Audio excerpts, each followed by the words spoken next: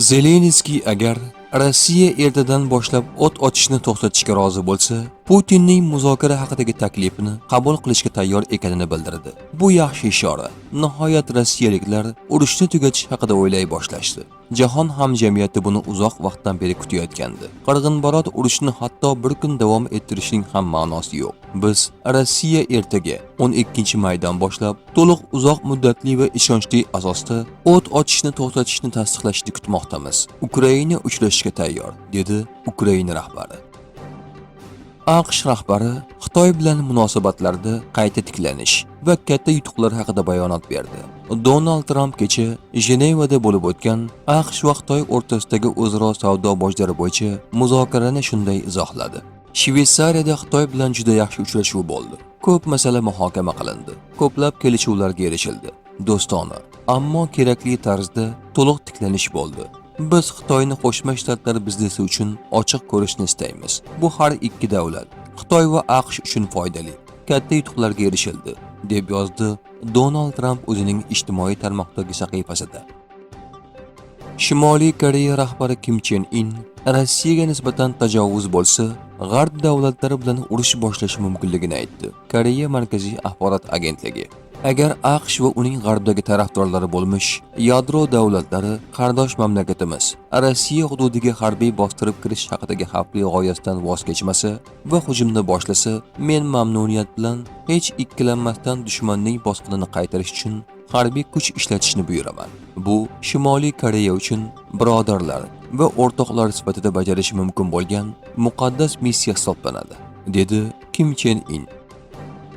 Turkiya Ukrainada hech qanday shartsiz o't ochishni to'xtatish bo'yicha harakatlarni so'zsiz qo'llab-quvvatlaydi va uning bajarilishini nazorat qilish missiyasining bir qismini bajarishga tayyor, dedi Turkiya tashqi ishlar vaziri Hakan Fidan.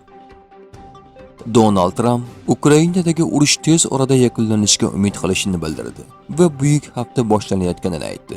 Rossiya va Ukraina uchun potensial ajoyib kun. Bu tugamas qonli qirg'in nihoyasiga yetmoqda degan umiddamiz. 100 minglab insonlar hayot saqlab qolinishini o'ylang. Bu mutlaqo yangi va ancha yaxshi dunyo bo'ladi. Men bu sodir bo'lishi uchun har ikki tomon bilan ishlashda davom etaman. AQSh endilikda tiklanish va savdoga e'tibor qaratmoqda. Buyuk hafta boshlanmoqda, dedi Donald Tramp. Vladimir Putinning yangi bayonotlari.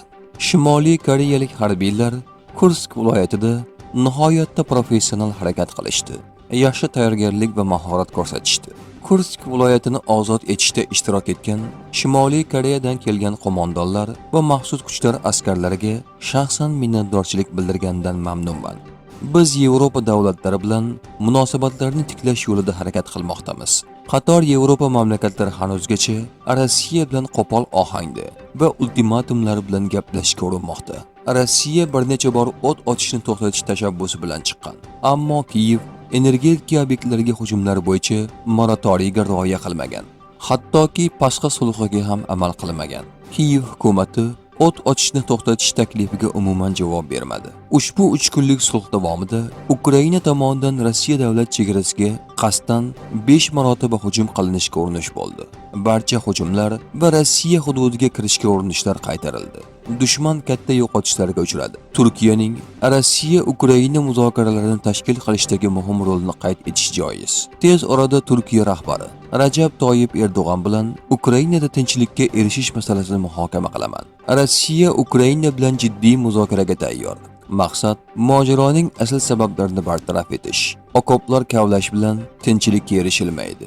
Bizga uzoq muddatli tinchlik kerak. Ukraina bilan muzokara davomida o't ochishni to'xtatishga kelishish mumkinligini istisno qilmayman. Moskvaning muzokara bo'yicha taklifi hanuz dolzarb.